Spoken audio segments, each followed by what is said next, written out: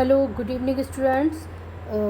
जय हिंद। तो आज हम बात करेंगे कुछ हिस्ट्री के पुराने क्वेश्चन आंसर्स की पीवाईक्यू करेंगे, ठीक है, क्योंकि यूपीपीसीएस प्रीलिम्स के लिए बहुत ज़्यादा ज़रूरी है, ठीक है।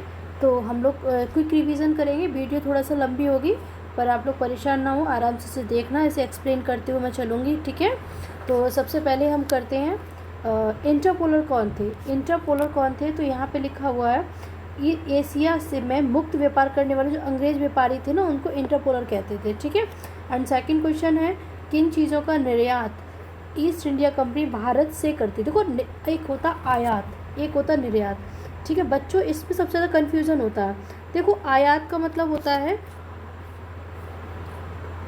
एक मिनट, आयात का मतलब होता है जो चीज़ें आ रही हैं, यानी कि जो चीज़ें आ रही हैं, ठीक है, जो चीज़ें आ रही हैं यानी कि उनका आयात कर रहे हैं, इनको जिनको खरीद रहे हैं, ठीक है। और निर्यात का मतलब क्या होता है बेटा? निर्यात का मतलब होता है जो चीज़ें हमारे देश से बाहर जा रही हैं, हम ये कह सकते हैं जो बेची जा रही हूँ, जो बेची जा रही हूँ वो निर्यात करते हैं, ठीक है। तो यहाँ पे पूछा गया है कि निर्यात ईस्ट इंडिया कंपनी भारत से करती थी, यानी भारत से वो क्या क्या लेके जाती थी। देखो, सूती कपड़ा लेके जाती थी, नील लेके जाती थी, कच्चा रेशम लेके जाती थी, कॉफ़ी नहीं लेके जाती थी, ठीक है।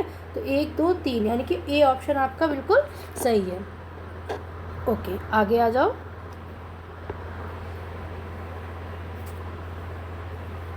आगे है अब आपका सूची 1 और सूची 2 को सम्मिलित करना है, ठीक है। ये कुछ टेस्ट सीरीज थी जिन्हें मैं पहले से लगा चुकी थी, ठीक है। आगे देखो, डच, डच कहाँ के, डच ने यानी कि कहाँ कौन सी अपनी कंपनी खोली थी, तो डच आपके हैं चिंसुरा। इंग्लिश आपका कहाँ है, हुंगली। और पुर्तगीज़ गोवा। और फ्रेंच आपका पौंडीचेरी, ठीक है। तो आपका ए का 4, इसमें ए का 4 नहीं है, यानी कि आपका इधर मिलेगा आपको आके, ये रहा, ए का 4, बी का 3, सी का 1 और डी का दूसरा। नेक्स्ट क्वेश्चन, तो इसका आंसर हो गया सी वाला। आगे है, बीजापुर के शासक से गोवा को छीनने वाला प्रथम यूरोपियन कौन था, तो आपका वो था अल्बुकर्क, ठीक है। नेक्स्ट आपका अगला आ जाएगा, परवर्ती 17वीं एवं प्रारंभिक 18वीं शताब्दी में, यानी 17वीं और 18वीं शताब्दी में इंडोनेशिया में द्वीप समूह में भारतीय अफीम के निर्यात पर किसका प्रभुत्व था। निर्यात मतलब हमने भी आपको बताया था, आयात माने जो चीज़ें हमारे यहाँ आए, निर्यात मतलब जो चीज़ें बेची जाएँ। तो यहाँ पूछा है 17वीं 18वीं शताब्दी में जो इंडोनेशिया द्वीप समूह था, वहाँ पे भारतीय अफीम के निर्यात पर किसका प्रभुत्व था या किसका शासक था, को ये कह सकते हैं। तो डच ईस्ट इंडिया कंपनी का, ध्यान रखना, इंग्लिश ईस्ट इंडिया कंपनी नहीं, डच ईस्ट इंडिया कंपनी का, ठीक है। नेक्स्ट है, कौन सा बंदरगाह काली मिर्च निर्यात करने के लिए प्रसिद्ध था, तो ये है कालीकट। आप याद रख सकते हो, काली मिर्च में काली आ रहा है और कालीकट में भी काली आ रहा है, ठीक है। भारत के पश्चिमी तट के निम्न में से किस स्थल पर एक फैक्ट्री थी, ठीक है। तो ये आपका हो जाएगा तेलीचेरी, तेलीचेरी में एक फैक्ट्री थी, ठीक है। इसके बाद अगला क्वेश्चन हम आगे देखेंगे। आगे क्वेश्चन नंबर 8 है आपका, किस यूरोपीय व्यापारिक कंपनी के पर्यवेक्षण में कासिम बाजार नगर ने 17वीं शताब्दी में सर्वाधिक मात्रा, यानी कि सबसे ज़्यादा मात्रा रेशमी धागे का उत्पादन किया था 17वीं शताब्दी में, ये डच ने। ये बेटा प्रीवियस ईयर क्वेश्चन है और ये पहले आ चुके हैं, हिस्ट्री के क्वेश्चंस हैं, ये रिवाइज करवा रही हूँ। और आपकी वो वाली सीरीज़ है ना, सी सेट वाली सीरीज़, वो भी आपकी कंटिन्यू रहेगी, ठीक है। भारत में आने वाले प्रथम अंग्रेजी जहाज़ का क्या नाम था, रेड ड्रैगन, ठीक है। आगे नेक्स्ट, वह है अंग्रेज़ यात्री जो तुर्की तथा फारसी भाषा का विद्वान था, तो कैप्टन हॉकिंस था, ठीक है। नेक्स्ट है रिजविक संधि, रिजविक संधि 1697, इनकी 1697 के पश्चात, यानी कि बाद पौंडीचेरी किसको मिली थी, तो फ्रांसीसियों को मिली थी, ठीक है। आप और आगे, किस संधि के द्वारा फ्रांसीसियों ने मद्रास अंग्रेजों को वापस लौटा दिया, तो एला सापिल की संधि थी 1748 में, ठीक है। आगे, निशान किसे कहा जाता था, निशान अंग्रेजों का बंगाल, बिहार तथा उड़ीसा से जो मुक्त व्यापार होता था और मुक्त व्यापार के जिनको आज्ञा पत्र मिला था, ठीक है, उसको निशान कहा जाता था। आगे, अपने क्षेत्र में किस पुर्तगाली ने गवर्नर ने सती प्रथा को प्रतिबंधित किया था। ऐसा नहीं अंग्रेजों ने काम अच्छा नहीं, अंग्रेजों ने अच्छे काम भी किए हैं। तो इसमें आ जाएगा आपका Alfonso de Albuquerque, Alfonso de Albuquerque. ये इसकी जो मज़ार है वो कहाँ है, गोवा में है, ठीक है। आगे है भारत में सहायक संधि की अवधारणा का, यानी कि सहायक संधि की जो अवधारणा है उसका प्रतिपादन सबसे पहले किसने किया था? जो डुप्ले ने किया था। ये फ्रांसीसी गवर्नर है डुप्ले। आगे सूची 1 को सूची 2 से मिलाइए। आगे देखो यहाँ क्या लिखा, 1611, यानी कि 1611 में क्या था, मसूलीपट्टनम में अंग्रेजी कारखाने की स्थापना हुई थी। ठीक है, तो पहले का बी कहाँ है, पहले का सी डी ई, पहले का बी ये इसी में है। और पता है एनिमेट करने की अगर आप अच्छे से ऑप्शन को कर लोगे ना तो क्या होगा, चीज़ें अच्छी से आ जाएंगी। देखो पहले का डी कहीं बी है, तो ऐसे सारे आपको आंसर्स मिल गए। तो 2 का ए होगा, यानी कि 1613 में क्या था, जहांगीर का फरमान था अंग्रेज़ों को सूरत में कारखाना स्थापित करने के लिए। तो ये भी क्लियर हो गया कि अंग्रेज़ों का जो सूरत में कारखाना स्थापित हुआ कब हुआ, 1613 में। ठीक है, 1619 में क्या था, सर टॉमस रो की इंग्लैंड वापसी थी 1619 में। 1626 में पुलकिट के आर्मा गांव में अंग्रेजी कारखाने की स्थापना हुई। तो इस तरीके से आपका आंसर कौन सा हो जाएगा, आपका आंसर डी वाला हो जाएगा। इसके बाद आगे है अंग्रेज़ों का fort William college, fort William जो है कहाँ स्थित था? ठीक है, तो ये कलकत्ता में। अल्फांसो डी अल्बुकर्क की मज़ार कहाँ थी? गोवा में। ये मैंने अभी आपको आगे बताया था। ठीक है, अल्फांसो डी अल्बुकर्क की मज़ार कहाँ थी? और इसने क्या किया था, पुर्तगाली गवर्नर है, इसने सती प्रथा को प्रतिबंधित किया था। ठीक है, आगे देखो दक्षिणी पूर्वी तट पर पुर्तगालियों की एकमात्र बस्ती कौन सी थी? यानी कि दक्षिणी पूर्वी तट पर बात कर रहा है, कौन से में, दक्षिणी पूर्वी तट पर पुर्तगालियों की एकमात्र बस्ती थी सेंट टोमे। आगे है डेनिश ईस्ट इंडिया कंपनी ने अपनी प्रथम फैक्ट्री ट्रांकेवर तमिलनाडु, यानी कि ट्रांकेवर कहाँ, तमिलनाडु में, कब स्थापित किया? अब आपको ये बताना है। तो ये 1620 में हुई थी। कब हुई थी? 1620 में हुई थी। ठीक है, इसके बाद आगे अगला क्वेश्चन,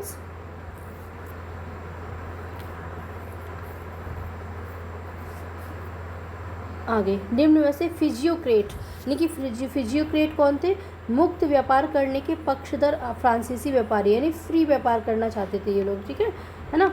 आगे निम्नलिखित पर विचार करना है। तो आपको बताना, मृदा के स्वरूप तथा उपज के गुणों के आधार पर भू राजस्व का मूल्यांकन, युद्ध में चलती फिरती तोपों का उपयोग, तंबाकू और लाल मिर्च की खेती। अब उपयुक्त में से कौन सा अंग्रेज़ों की भारत को देन थी? यानी कि भारत को देन थी, यानी कि भारत को क्या चीज़ इन अंग्रेज़ों ने दी है, तो आपको वो बताना है। क्या मृदा के स्वरूप तथा उपज के गुणों में भारतीयों को नहीं पता था? युद्ध में चलती फिरती तोपों का उपयोग भारत इसको नहीं पता था। ठीक है, तंबाकू और लाल मिर्च की खेती क्या हम लोगों को नहीं पता था? ठीक है, हम लोग क्या दिया अंग्रेज़ों ने? तो इसमें से कुछ भी नहीं, हमको सब कुछ आता था, पहले से पता था, है ना।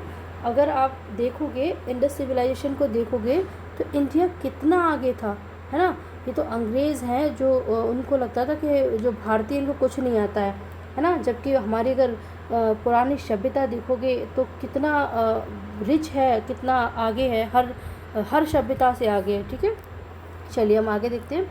तो किस पुर्तगाली गवर्नर ने शांत जल की नीति, इसको ब्लू वाटर पॉलिसी कहते हैं, तो अल्मीडा ने। किसने? अल्मीडा ने। नेक्स्ट है सूची 1 को सूची सम्मिलित कीजिए। अभी फिर वही अभी एक जो मैचिंग किया तो उस तरीके से है ये। पुर्तगाली ने कहाँ पे अपनी फैक्ट्री, प्रथम फैक्ट्री की बात हो रही, पहली फैक्ट्री कोचीन में कब हुई थी? 1503 में। देखो अभी आपको डच की मसूलीपट्टनम पता थी तो आप ऐसे मैच कर सकते हो, है ना। अंग्रेज़ की सूरत में 1613 में, 1608 में ऐसे बताया था। डेनिश की ट्रांकेवर में हुई थी, अभी आगे पढ़ के गए हो। फ्रांसीसी की भी सूरत में 1668 में। फ्रांसीसी सबसे लास्ट में आए, देख लो ना, 1668 में हुआ था। ठीक है, तो इस तरीके से आपका आंसर क्या हो जाएगा, यानी कि ए का चौथा इसमें 2 हैं, ए का चौथा और बी का पहला भी 2 हैं इसमें, और सी का सूरत, सी का तीसरा। तो आपका सी वाला आंसर आपका सही आंसर हो जाएगा। ठीक है, आगे देखिए, आगे बॉन्डिवॉस की युद्ध, यानी कि बॉन्डिवॉस का युद्ध कब हुआ था? 1760 में हुआ था। कब हुआ था? 1760 में हुआ था। इसमें किसने किसको हराया? तो इसमें फ्रेंच ने ब्रिटिश को हराया, ब्रिटिश ने डच को हराया, ये ब्रिटिश ने फ्रेंच को हराया, ब्रिटिश ने फ्रांसीसियों को हराया, ठीक, फ्रेंच को हराया। कलकत्ता में जमींदारी अंग्रेज़ों को किस सूबेदार ने प्रदान की थी? इनकी जो अंग्रेज़ों को कलकत्ता में जो जमींदारी मिली थी ना, वो कौन से सूबेदार ने प्रदान की थी? अजीम उस शान ने। किसने की थी? अजीम उस शान ने। ठीक है, आगे 18वीं सदी के अंत तक भारत के किस भाग में यूरोपीय ईसाई, ठीक है, यूरोपीय ईसाई मिशनरीज अधिक सक्रिय थी? सबसे ज़्यादा एक्टिव यूरोपीय ईसाई मिशनरीज कहाँ पे थी? बंगाल और असम में। ठीक है, इसके बाद आगे देखो, आगे है निम्न में से पुर्तगालियों की महत्वपूर्ण देन क्या कहती है, यानी कि सॉरी एक क्वेश्चन एक मिनट रह गया, बंगाल आसाम, हाँ हाँ ये हो गया।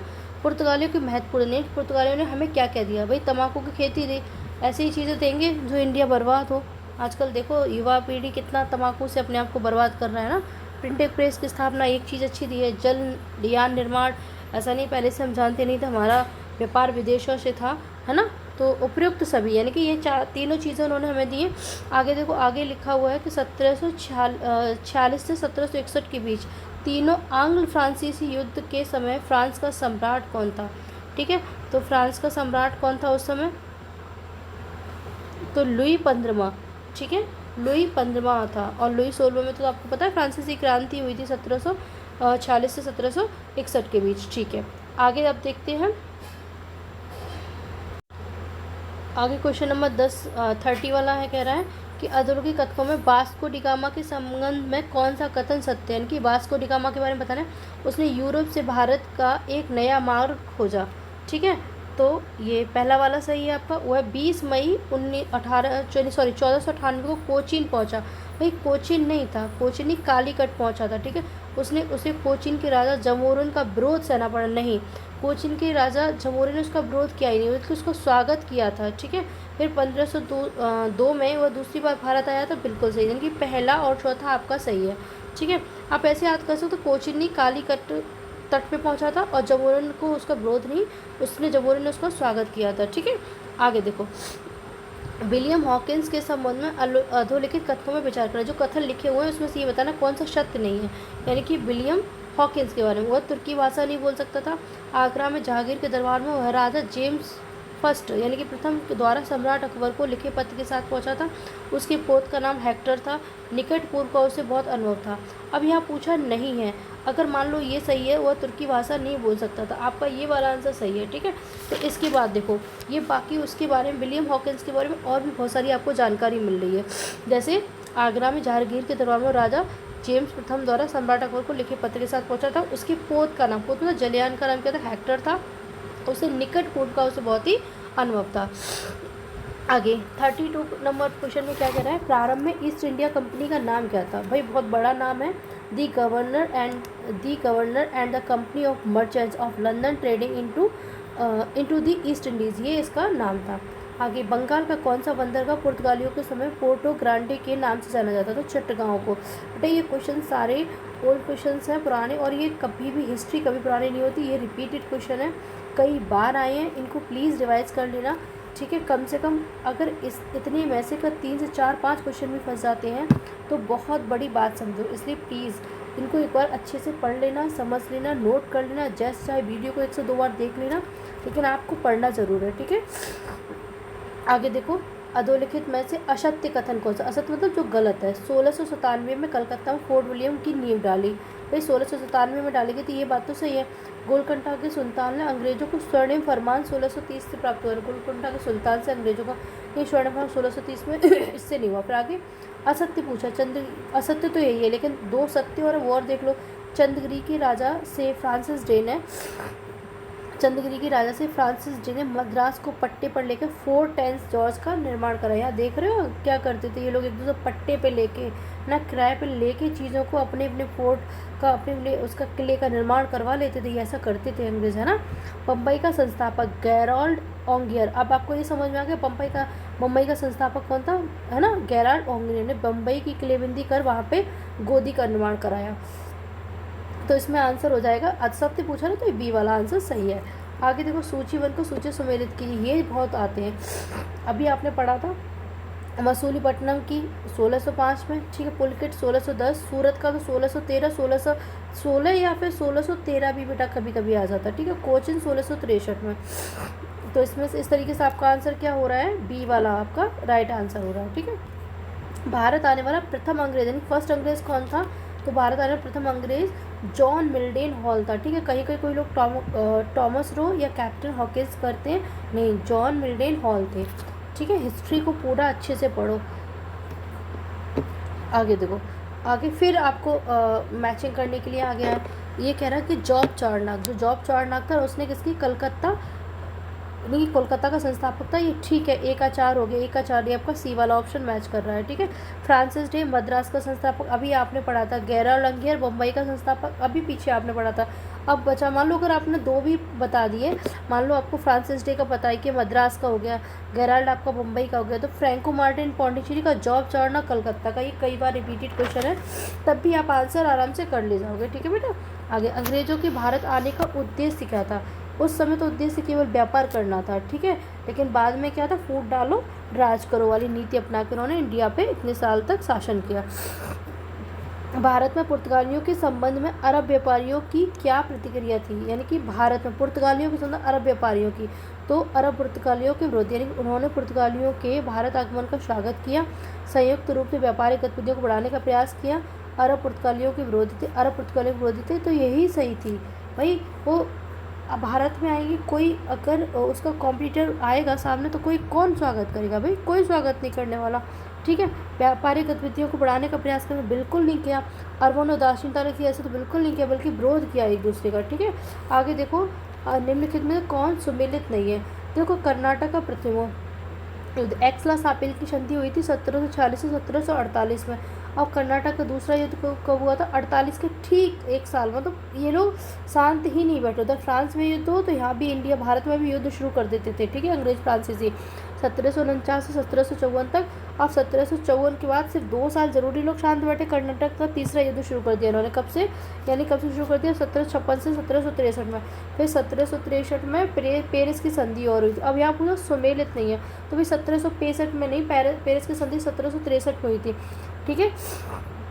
आगे देखो, द्वितीय पुर्तगाली व्यापारिक अभियान के नेता का नाम था। दूसरा जो पुर्तगाली व्यापारिक अभियान चला था उसके नेता का नाम क्या था? अल्वारेज कैब्रियल था, अल्वारेज कैब्रियल था। पुर्तगालियों ने क्रमशः, यानी कि कब गोवा जीता और हरमुज को खो दिया? पहले तो ये बताना कि पुर्तगालियों ने गोवा जीता कब, यानी कि 1515 में गोवा जीता था और 1618 में किसको खो दिया था? हरमुज को। ये प्लेस है एक, ठीक है। आगे देखो, सूचीवन को सूची सम्मिलित करना है, ठीक है। जॉन मिल्टन हॉल, अगर देखो कुछ ना याद हो, देखो वास्को डी गामा सबको याद है, ठीक है, वास्को डी गामा सबको याद है कि भारत आने वाला प्रथम यूरोपीय यात्री था। तो बी का पहला, देखो बी का पहला एक ही में मिल रहा है बेटा, तो सीधा सीधा आपका आंसर मिल जाएगा, ठीक है। ये होती है थोड़ा सा सोच समझ के, मतलब विचार के काम करोगे ना, चीज़ें अच्छे से हो जाएंगी। तो वो थोड़ा सा भी, अगर 1-2 क्वेश्चन भी आपके ऑप्शन मैच हो जाते हैं तो आपका आंसर आराम से हो जाएगा, ठीक है। जॉन मिल्टन हॉल, भारत आने वाला प्रथम ब्रिटिश नागरिक, ये मैंने अभी आपको बताया था, यानी कि ये 2 तो आपको पक्का याद है, और पहले तो बी से ही मिल गया है ना, फिर ये वाला भी मैच हो गया। Charles Eyre, Fort William Kolkata का प्रथम प्रशासक था। फादर मॉसरेट, अकबर के दरबार पहुंचने वाला प्रथम शिष्टमंडल का अध्यक्ष, ठीक है।